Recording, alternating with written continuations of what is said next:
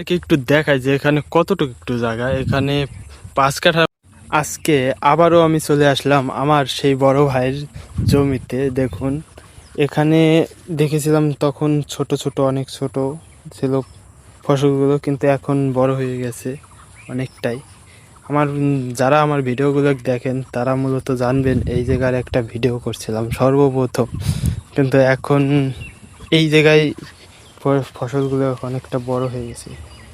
কি সুন্দর হয়েছে করলাগুলো।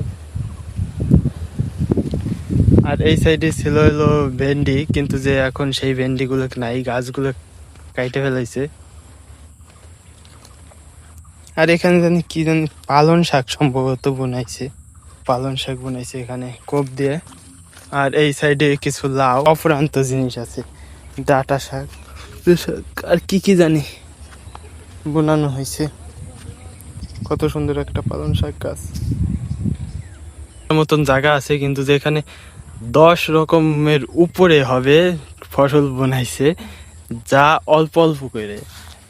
উস্তে উস্তে গাছ এবং লাউ গাছ, তারপরে আছে হলো পুঁই শাক এবং ভেন্ডি তো ছিলই, তার পাশাপাশি এখন পালং শাক, আরও আরও অনেক ধরনের ডাঁটা শাক, মূলো শাক, অনেক ধরনের ফসল আছে এই 5 কাঠা জমির ভিতরে।